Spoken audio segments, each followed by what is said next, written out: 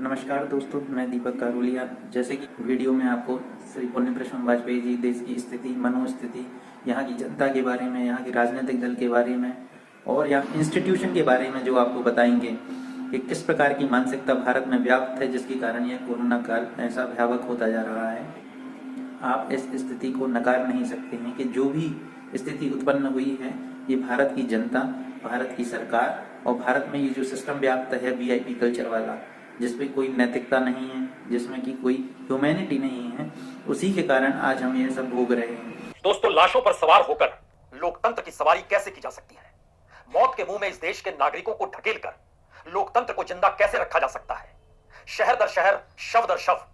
इनको नंगी आंखों से देखते हुए जिनका काम इन्हें बचाने का है, लेकिन उन सारी परिस्थितियों को नरसंहार की स्थिति में ढकेलकर अगर नारे लगने लगे कि लोकतंत्र का मतलब चुनाव है और चुनाव में जनता ही तो वोट डालती है और वही तो अपने नुमाइंदे को चुनती है और यह उत्सव तो हर 5 साल में एक वक्त आता है, तो ऐसे में नरसंहार भी जरूरी होगा, तो हम कर लेंगे क्या? यह एक ऐसी परिस्थिति है जिसको भारत ने बीते 365 दिनों में जिया है। इस देश के भीतर में हर चुनाव के वक्त प्रचार की जो रकम होती है किसी एक उम्मीदवार की, अगर उस रकम को भारत की मेडिकल इंफ्रास्ट्रक्चर से जोड़ दिया जाए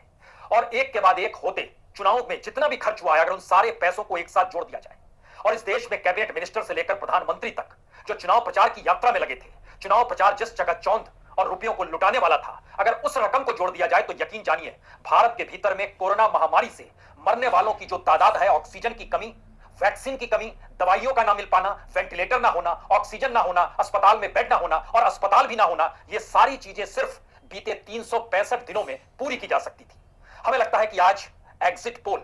जो भारत के नेशनल मीडिया के स्क्रीन पर लगातार 2 से 3 घंटे तक रेंगता रहा, इस दौर में किसी को सुध नहीं थी। यानी 3 चैनल कह रहे हैं कि बीजेपी आ रही है, 3 चैनल कह रहे हैं कि टीएमसी आ रही है, यानी ममता आ रही है। अब इसके अक्स तले जरा सा आज समझने की कोशिश कीजिए, इन बीते 365 दिनों में इन चुनावों में कितना पैसा उड़ाया गया। और अगर सिर्फ कोरोना काल के वक्त में सारे चुनाव रोक दिए जाते और यह चुनाव की रकम जो है इलेक्शन कमीशन की रकम से हटकर कैंडिडेट द्वारा उड़ाए गए रुपयों का जिक्र आज हम आपसे करना चाहते हैं। क्या आप कल्पना कर सकते हैं कि बीते 365 दिनों में इस देश के प्रधानमंत्री हर 7 दिन में एक चुनावी रैली कर रहे थे? यानी कोई फिक्र ही नहीं थी इस देश के भीतर में महामारी से आने वाले वक्त में कैसे निपटना है, या जो मौजूदा वक्त में महामारी चल रही थी उसमें लॉकडाउन एक आखिरी परिस्थिति नहीं, पहली परिस्थिति थी। और इन सबके बावजूद भी घूमना विफरना सब कुछ प्रधानमंत्री का जब चल रहा होगा, तो इस देश के भीतर में कोई भी राजनीतिक दल और उसका नेता क्या सोचेगा? अब आप सोचिए कि कोरोना काल में बिहार में चुनाव हुए, इसी कोरोना काल में मध्य प्रदेश की 28 सीटों पर उपचुनाव हुए और इसी कोरोना काल में बंगाल, असम, तमिलनाडु, केरल और पुडुचेरी में भी चुनाव हुए। जो इलेक्शन कमीशन ने जिन पैसों को निर्धारित किया हुआ है कि आप चुनाव प्रचार में इतना खर्च कर सकते हैं, बड़े राज्यों के लिए वह 30,80,000 है, छोटे राज्यों के लिए वह 22 लाख रुपए है। छोटे राज्य का मतलब पुडुचेरी है, केरल है और असम है। बड़े राज्यों का मतलब बंगाल है, तमिलनाडु है, बिहार है और मध्य प्रदेश के 28 सीटों के उपचुनाव भी है। अब आप जरा कल्पना करनी शुरू कीजिए, जितना पैसा खर्च किया गया इन चुनाव में, अगर उसके एवज में वो पैसा इस देश के मेडिकल इंफ्रास्ट्रक्चर पर लगा दिया गया होता तो दिल्ली के एम्स को टक्कर देने वाले 2 एम्स इस देश में तैयार हो जाते। अगर एम्स की जरूरत नहीं है तो इस देश में हर प्रत्याशी ने चुनाव प्रचार में जो भी खर्च किया है, हर प्रत्याशी के हिस्से में 10 वेंटिलेटर आते हैं, वो 10 वेंटिलेटर को बना सकता था। हर 4 प्रत्याशी के प्रचार के भीतर में एक मेडिकल ऑक्सीजन प्लांट लग सकता था। लेकिन जब आप इन्हें जोड़ना शुरू कीजिएगा तो आप हैरत में आ जाइएगा, अगर सिर्फ 365 दिनों के चुनाव प्रचार पर जो खर्च हुआ है उसमें 40,000 वेंटिलेटर, 12,500 मेडिकल ऑक्सीजन प्लांट इस देश में लग सकते थे। लेकिन इस देश की प्राथमिकता चुनाव है, एग्जिट पोल है और हर किसी को चिंता इस बात की है कि ममता आ रही है या मोदी का जादू चल गया। असम में सरकार पलटेगी या नहीं पलटेगी, कांग्रेस भी उसी दिशा में देख रही है। किसी ने हिम्मत नहीं जुटाई कि हम इस चुनाव में नहीं कूदेंगे और जो भी चुनाव प्रचार का पैसा होता है हम उसको पैसा इकट्ठा जरूर करेंगे, लेकिन उसको इस देश की सेवा में लगा देंगे, क्योंकि ये पूरा काल कोरोना काल था, ये महामारी का काल है। उससे कैसे निपटेंगे इस दिशा में हम पैसे लगाएंगे। अब आप आइए राज्य दर राज्य। बिहार में सिर्फ और सिर्फ जो कैंडिडेट्स थे, अपने प्रचार के जरिए इन्होंने लगभग 375 से 400 करोड़ रुपए खर्च किए। बंगाल के भीतर में 450 से 500 करोड़ रुपए सिर्फ कैंडिडेट के प्रचार पर खर्च हुए हैं। असम में लगभग 150 करोड़ रुपए खर्च किए गए चुनाव प्रचार में। तमिलनाडु में ये लगभग 360 से लगभग 400 करोड़ तक का खर्चा निकल कर आता है। केरल में 112 से 120 करोड़ के बीच का खर्चा है और पुडुचेरी जो सबसे छोटा राज्य है, केंद्र शासित है, वहां पर तकरीबन 25 करोड़ रुपए खर्च हुए सिर्फ चुनावी प्रचार में। और इसके ठीक समानांतर मध्य प्रदेश में जो 28 सीटों पर सत्ता बदलने और पलटने के लिए जो चुनाव हो रहे थे कि वहां पर कांग्रेस दोबारा जीत जाएगी तो सत्ता में आ जाएगी, क्योंकि उसी के विधायकों को किसी ने खरीद लिया था और जिसने खरीदा था, जिस बीजेपी ने, उसकी जब बोली निकलकर सामने आई तो उसकी कीमत भी निकल कर आई। तकरीबन 50 करोड़ रुपए उस पर भी खर्च किए गए।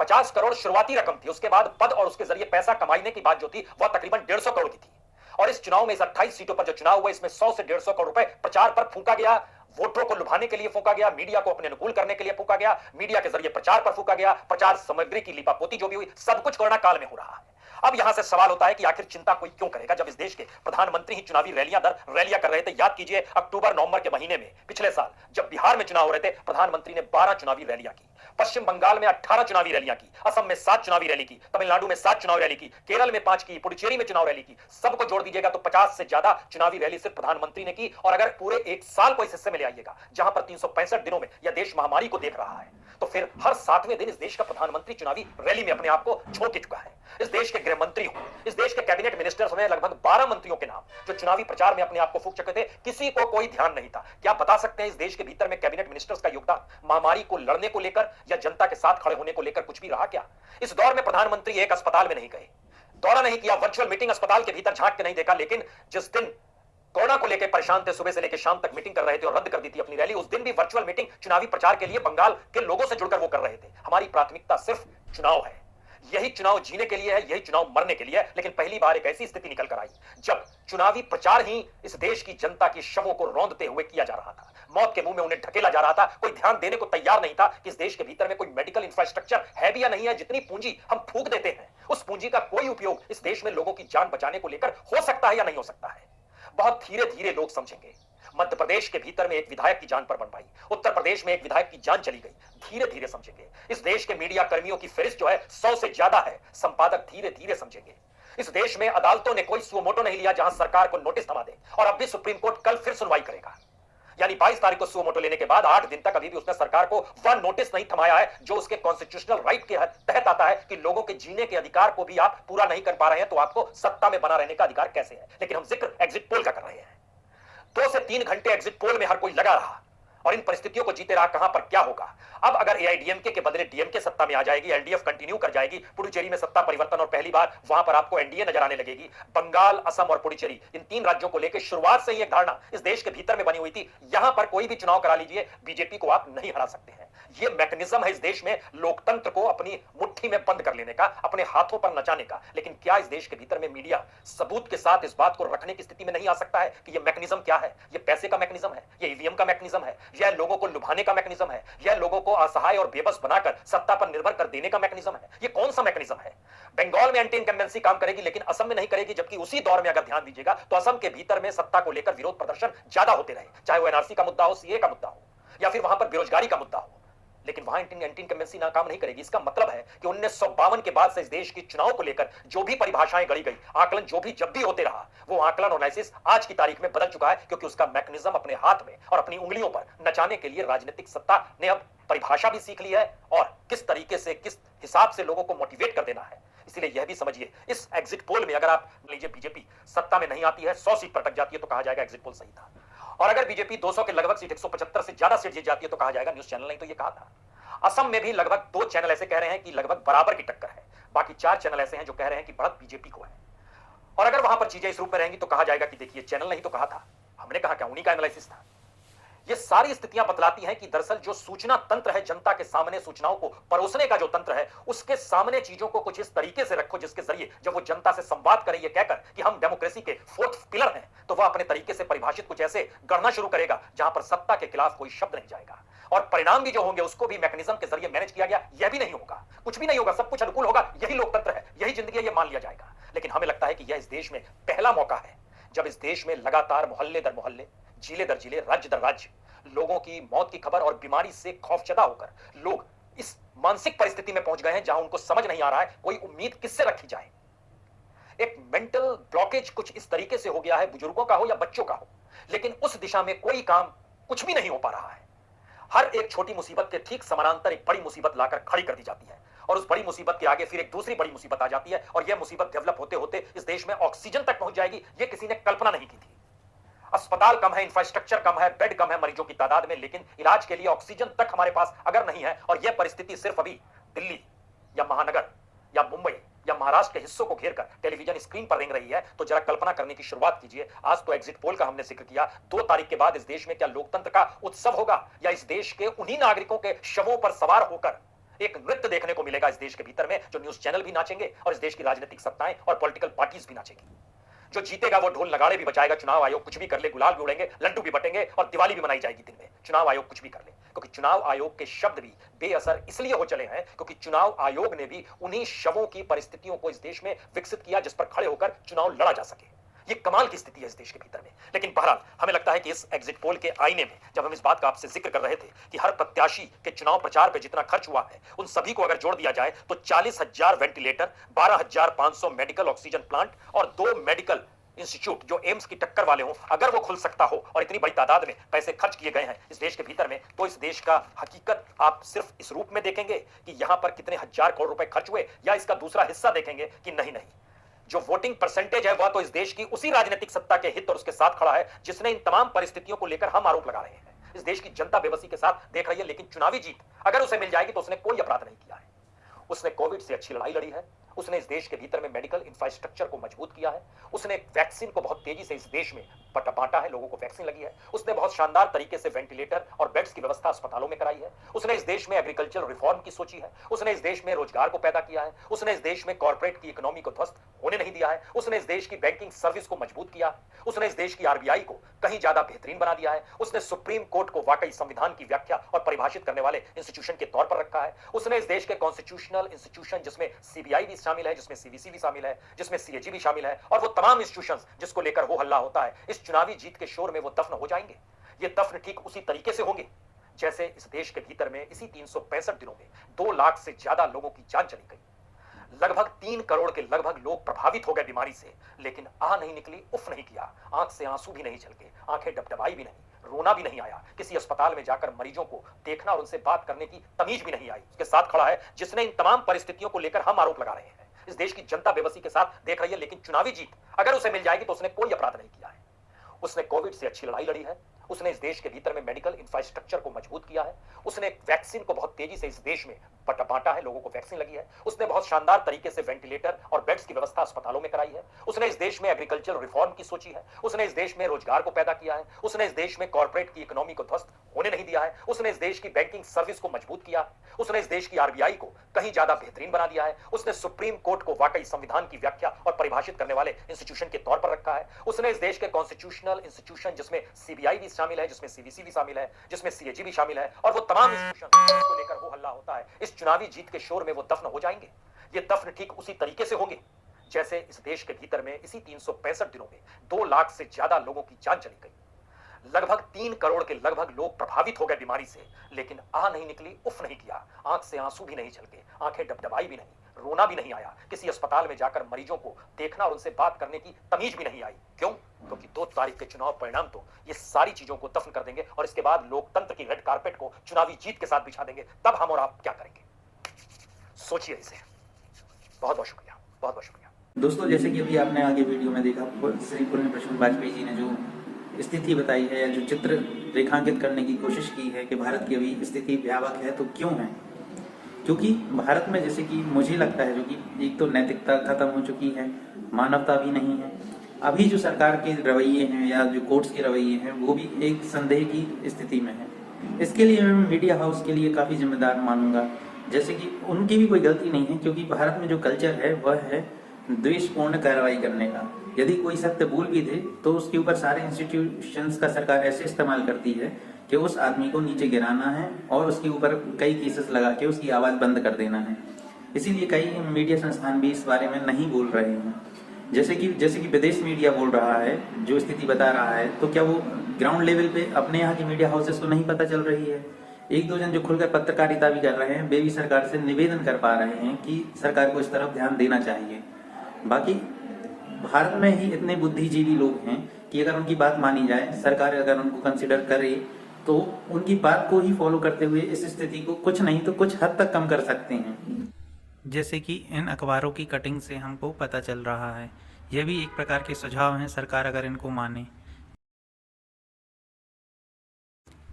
किसी देश के नागरिकों ने नियमों का कड़ाई से पालन किया, किसी देश ने होटल्स को कोविड सेंटर में चेंज करके वहाँ पे फैसिलिटी प्रोवाइड की,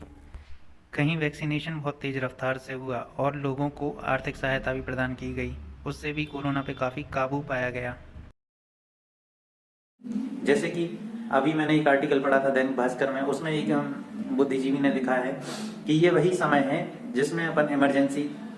का इस्तेमाल कर सकते हैं। इमरजेंसी मतलब आपातकाल। आपातकाल की धारा 360 का, जिसमें वित्तीय आपात कहा जाता है, इसमें अगर गवर्नमेंट, केंद्र सरकार चाहे तो यह वित्तीय आपात घोषित कर कर सारा फंड अपने तरफ एलोकेट करे। और जैसे कि अभी विभिन्न देश कुछ मदद पहुंचा रहे हैं भारत के लिए, ऐसे ही अगर केंद्र सरकार वित्तीय आपात घोषित करके सारा फंड अपने पास ले और एक ग्लोबली टेंडर निकाले, जैसे अपन कोई फाइटर प्लेन लेते हैं, कुछ हथियार लेते हैं या कुछ मेडिसिन लेते हैं, तो एक टेंडर निकाला जाता है और उसमें विभिन्न प्राइवेट कंपनियां जो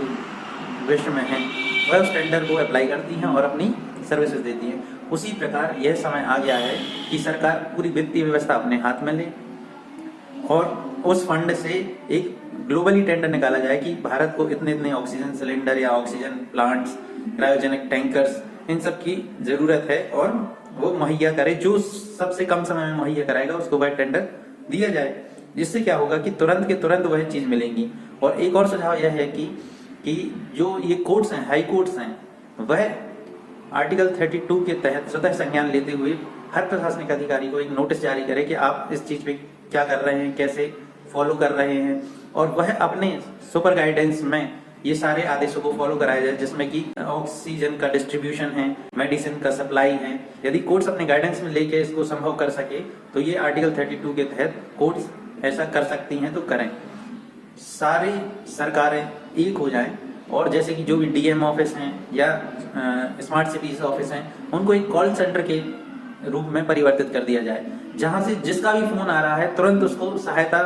प्रदान की जाए। जा रहा है जो पैसे वाले हैं वो सिर्फ एक ट्वीट के जरिए मदद ले रहे हैं या इंस्टा पे डाल दे रहे हैं या ट्विटर पे डाल दे रहे हैं और उनको मुहैया हो रहा है या प्रशासन उनको जवाब दे रहा है। मैं बात कर रहा हूँ पिछड़े जन की, जो गरीब हैं, जो इतने सक्षम नहीं है, जो टेक्नोलॉजी नहीं चला पा रहे हैं, उनको ना ये अस्पताल का पता है, ना एम्बुलेंस बुलाने का तरीका पता है, ना किसी प्रकार की सहायता लेनी उन्हें आती है। इसलिए मैं कह रहा हूं कि अगर कोई फोन करके, अगर ये सारे डीएम ऑफिस, आपकी स्मार्ट सिटीज ऑफिस जो भी होते हैं सरकारी, उन सबको एक कॉल सेंटर के रूप में परिवर्तित किया जाए तो तुरंत सहायता प्रदान की जा सकती है। इसके अलावा बहुत देखने को मिल रहा है कि सरकार आंकड़े छिपा रही है, अभी अपन को ज्यादा गौर नहीं करना है, क्योंकि ऐसी स्थिति है, जनगणना की स्थिति होगी तो जब बीएलओ आता है घर पे, हर परिवार से यह जानकारी ले सकता है कि आपके परिवार से कोविड से किसकी मृत्यु हुई है। इससे सही और सटीक जानकारी अपन को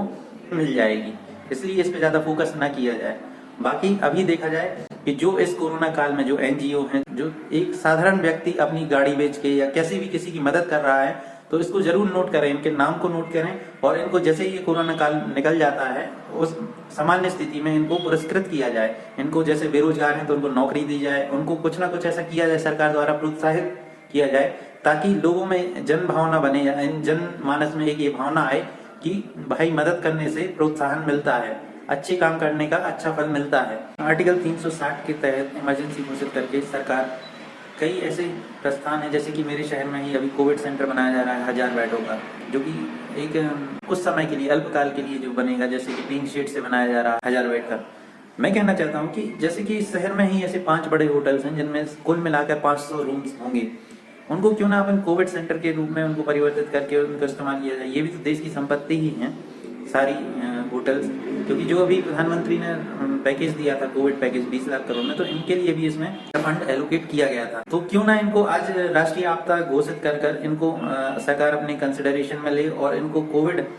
सेंटर के रूप में इनको परिवर्तित करके इनका इस्तेमाल करें। मुझे पता है कि मेरे भी कई सुझावों में अभी खामियां निकाल दी जाएंगी, कॉन्स्टिट्यूशनल नहीं है, 303 जैसे धारा 360 का इस्तेमाल नहीं हो सकता है, या धारा 32 के तहत कोर्ट अपने अंडर में नहीं ले सकता है प्रशासन को। तो ये मेरे मात्र सुझाव हैं, इनको ये खारिज करके बस अपना काम पूरा नहीं करना है। ऐसे कई सुझाव हैं, यही वो समय है, यही वो टाइप सिचुएशन है जहाँ पे सरकार, पूर्ण बहुमत की सरकार है, वह डिसीजन ले सकती है कि कुछ इस प्रकार का मैकेनिज्म भी तैयार हो सकता है। तो इस पर भी एक विचार होना चाहिए। अभी जो सरकार कर रही है वो नाकाफी सिद्ध हो रहा है और आगे चल के अगर ऐसी स्थिति बनी रही तो वो एक भयावह रूप ले सकती है। जैसे कि मैंने सुझाव दिया था कि पैरामेडिकल या मेडिकल के छात्र, फर्स्ट ईयर सेकेंड ईयर के जो छात्र हैं, सबको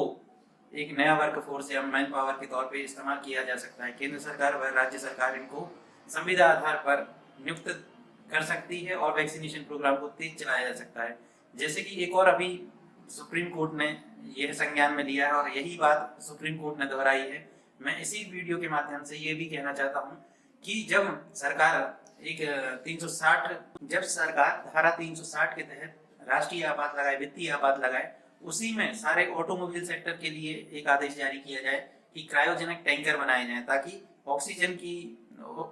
ऑक्सीजन सुचारू रूप से डिस्ट्रीब्यूट की जा सके या सप्लाई की जा सके। और उसी के तहत ये वैक्सीनेशन वाली जो वैक्सीन बना रही हैं कंपनियां, उनके लिए भी एक नोटिस दिया जाए कि राष्ट्रीय आपात के कारण आपको जो भी वैक्सीन बना रहे हैं पेटेंट राइट हटाकर अन्य जो फार्मा कंपनीज हैं उनको ये फॉर्मूला दिया जाए ताकि वैक्सीन का प्रोडक्शन काफी तेजी से और कम समय में हो सके। अगर यह विचार विचारणीय है तो